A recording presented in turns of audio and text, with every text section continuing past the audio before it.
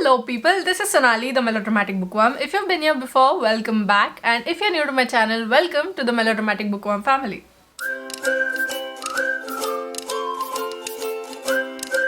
I'm here today with a book review of a book that will tell you more about the different kinds of people that are across India, their reasoning behind doing certain things, the way they live, the way politics affects them, and the way they veer into the line of thinking that you have to become a civil servant to effect some kind of change. And that book is A Pleasant Escape by Piyush Rohankar, and I read this very quickly. And it was a simple, easy breezy read, but it also raises a lot of issues, a lot of questions that really need answers by this point, and I'm really sad that we do not have such answers. But before I start the review, a big thank you to the author for sending me a copy of his book. Without any further ado, let's get into this video and let me share with you my thoughts on A Pleasant Escape by Piyush Rohankar. So before we get on with this video, I'd just like to say that the Amazon link for this book will be in the description box below if you decide to go and buy this book. So please do go and buy this book and show the author some love. So before I get into telling you what this book is about, what its plot is on an extensive basis, I need to tell you that Piyush Rohankar himself is an Indian civil servant from Nagpur, and his experience as a civil servant shows in the book because he has put his knowledge to full use, and you can see it right from the very beginning, from the start to the very end. And that I think is really admirable, because putting your experience into a story that might help others or that might help other people who are not familiar with the UPSC scene to understand what goes on in the minds of the UPSC aspirants is amazing, and that is something that we all need to know. A Pleasant Escape is the story of Alok Shirke, who moves from the comforts of his home to old Rajendra Nagar in Delhi, which is a hub for coaching institutes. It has a lot of IAS, UPSC coaching institutes for that matter, and he moves there, he enrolls in classes, he rents a room over there, and he starts to prepare for the civil services. And on this journey, he meets a lot of people, he makes a lot of friends, their stories, their backgrounds, and how their backgrounds affect Alok and his romances. Yes, because there are a lot of romances in this book, and how his parents see him, how they treat him, what he thinks of his parents, his friends' equations with their parents, the pressure that is on an Indian student, and especially if they are appearing for the civil services, there's a lot of pressure because many a times people do not clear the civil services exams in just one try. They have to keep going at it year after year after year, and that pressure, it sort of builds a home in the heads of the aspirants, and how it affects Alok and how it affects his equations with his friends, his family, and how it changes his perspective of the world. But I must tell you that the story is not just about Alok. It is as much about the other characters in the book as much as it is about Alok. It's only Alok narrating the whole story as such, and the author shows a lot of perspectives, especially with Indian society and the pressure they put on people, children as such.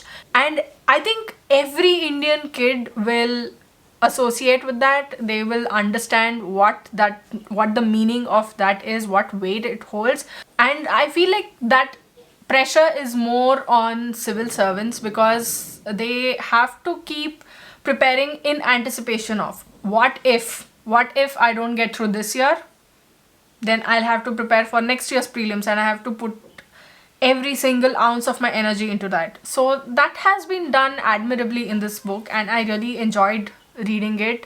I read it in like a day or so, obviously while taking breaks. If I had not taken the breaks, then I would have finished it in 4 or 5 hours. It's that simple to read. We are getting ahead of ourselves. Let me tell you in the next section what I liked and what I did not like about this book. So first up, my thoughts about the plot. I felt that the author has done an admirable job in putting this book out there in the way that he has. It starts off with an interview, and when you're reading through the book, you think, where does this all fit in? But when you get to the end, he has joined everything really well. And throughout the book as well, there are sometimes you forget the characters' names, but when the incidents that do happen, you find that they have been very well placed, because the intricacy that is so important in a book like this, because especially if you're talking about a fiction book, then what you need is a beginning, a middle, and the end. Like something happens and then the conflict arises and then the conflict is resolved and all that. But in this, you're looking at lives of UPSC aspirants. How do you bring the conflict? The conflict is that they have to deal with it. They have to deal with all the pressure of either not being able to pass it, or the pressure of their preparations, or there's so much more, because they have to balance it all out. They have to balance the personal life, professional life, and how they do it. And I found this a really good insight into it. Next, the characters.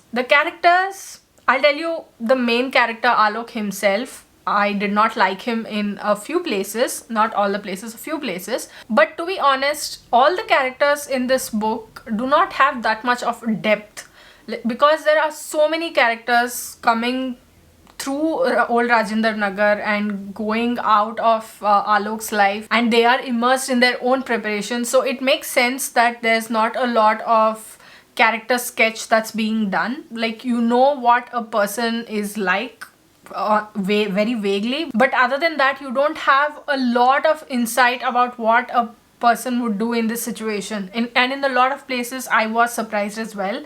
But even then, I felt that the characters were a little too many. If there would have been fewer characters in there, we could have understood some crucial characters who were really important to the point. We could have understood them better. But then again, I also understand why there were so many characters, because there are so many people who are preparing for the civil services every single year. So it's all right, I felt, in the end, despite my having that thought. The writing is simple, it's easy to read, the book is fast paced, and you just want to keep flipping the pages and want to see where it's going, where the author is going with the story. And even otherwise, you have an insight into the minds of the UPSC aspirants, and I think that's a huge plus. And now on to some things that I liked and did not like. The things that I liked about this book, there are way too many, like they outshadow the things that I did not like. So we'll go through them first. The first point that I loved about this book is that it brings into focus the minds of so many people from across a number of demographics from across India. You have their reasoning for actually appearing for the UPSC exams. The options that are presented in front of you when you appear for the exams, like it's not just UPSC that you can appear for. You can also appear for the state civil services board. Second, the author weaves the stories of these people and the plot around incidents that actually happened in India, and that is a little, it shakes you up a little, because you think that, oh my god, it rattles you for a minute. Third, and I feel like this is the most important point of it all, the author addresses how societal pressure affects people and how it drives them to take certain steps, because there's only so much a person can take. When someone decides to do something, society is such that it decides for itself that, okay, now I have to poke my nose into their business. I have to keep a track of where they are going, and I have to tell them that, you know, if you would have done this instead of this, you would have made it better. For UPSC aspirants to see how those very comments affected them, because we know of a lot of people, we hear of a lot of people who commit suicide because they cannot take that pressure. And even then, society just does not stop easing up that pressure. And the author has amazingly depicted that in the book, and he has talked about how it affects friendships and like-minded people when this happens to their friends and people who are close to them. And that is something that I really admire this book for. The main character is a poet as well, and it reflects how an amazing poet the author himself is, and I really loved some of the poems in there, and I'll just read out to you 4 lines from a poem that really called to me on some for some reason. I loved how the author has phrased it. Let me read it out for you. Will I find a place in your memory? Or if you choose to write a story, I wonder if you will remember, or will I be a forgotten December? I love that. I mean, it's plain beautiful. I don't think you can use any other word for it. I don't think I can use any other word for it. And I really love that. And such poems are scattered throughout the book, and I really love that. I loved reading the poems more than I loved reading the book. And I don't know, am I sorry or am I not sorry? Who can even tell? And then the humor and cheekiness throughout the story and how the characters deal with their situations, and it just makes you laugh out loud. There's one place where the author says that the beginning of July saw Balram, Mustafa and me immersed in books and anxiety. I mean, that is indicative of the pressure that the characters are under when the exams are approaching. But the that wordplay was amazing. I laughed out loud, and then I thought, oh no, maybe I shouldn't have laughed out loud, because they are under so much pressure. They have so much going on, and I am here sitting like ha ha ha ha ha. But the wordplay, the laughter was for the wordplay and nothing else. Once this is done, your life will be easy. It's only enjoyment for the rest of your life, kind of thing that Indian society does, Indian parents do. Like, once 10th is done, you can enjoy. Once 12th is done, you can enjoy. Once engineering is done, you can enjoy. Once you start working, you can enjoy. Once you get married, you can enjoy. Once you have kids, you can enjoy. Once you have grandkids, you can enjoy. What do I look like to you? And I felt that, in this book, and I'm like, yes. I literally shut the book and I'm going, yes. I don't know, to no one, nobody for that matter. I was just like, yes, I feel that.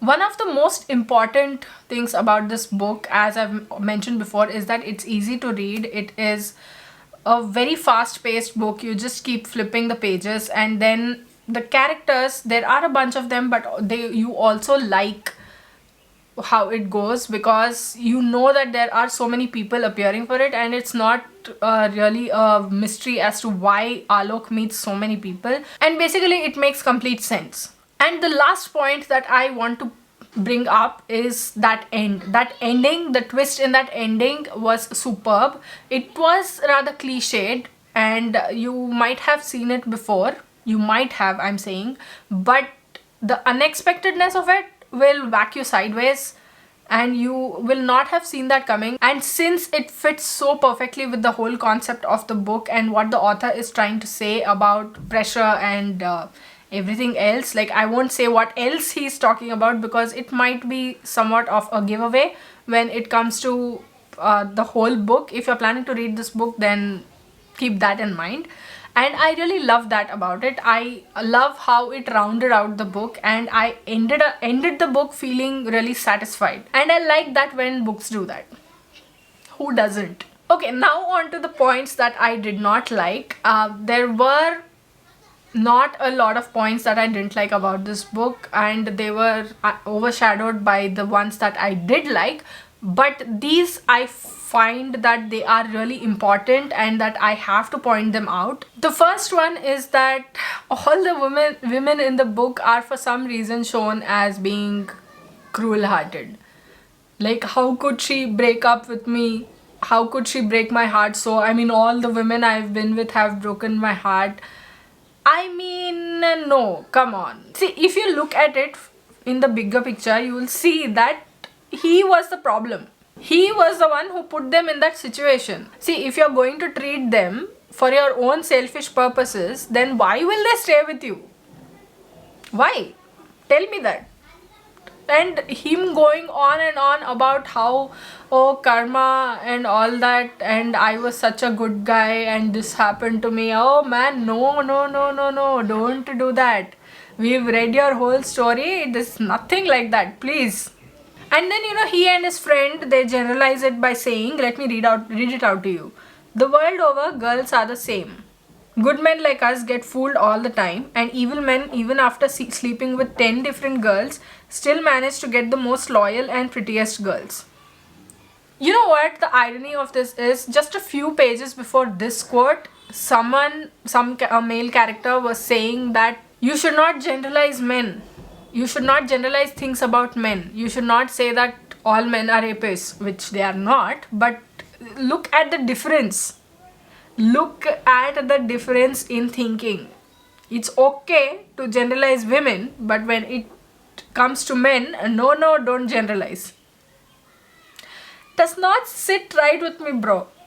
And there were a few other instances that stereotype women that were scattered throughout the book, but these were the biggest things that actually pricked at my brain, so I had to mention them because I don't like seeing that stuff. We are not in the ancient ages. We need to be more progressive, think better in a manner, so I thought I had to mention them. But despite the negatives, which are like 2 or 3 when compared to the almost, it feels like I spoke a million things about what I liked about the book, and despite those, I felt that the book is super intriguing to read, and it gives us a peek into the mind of a civil servant, and especially since the author himself is a civil servant, the experience shows and he has put it to very good use, and I really love that about the book. And apart from the few instances I mentioned about which I didn't like, I feel that this is a book that you can give a try and you can fly through, and especially since it is December and the end of the year is coming, use this to smash that Goodreads goal. I mean, one is not going to smash it, but it's a step further, and what else do you need? I gave A Pleasant Escape 3.75 out of 5 stars. So that was my review of A Pleasant Escape by Piyush Rohankar. What did you think of this video? Did you like it? Did you not like it? Will you pick this up after watching this review? Did you like what the book is about? Did you like the concept? Did you not like the concept? What is it about this book that pulls it to you, or what it is that does not pull it to you? And if you'd like to read this book, then I leave the Amazon link in the description box below. Please do go check it out. Let me know in the comments below your thoughts about this video and about the book. I'd love to hear from you and have a chat with you about it. And yeah, that's about it. If you like this video, please like it and share it to spread the word. And if you like my content and would like to see more from me, don't forget to hit subscribe and click on the bell icon beside the subscribe button to get notified as and when I post new videos. Thanks for watching. I'll see you in the next video. Until next time, keep reading, keep watching, and add melodrama to your life.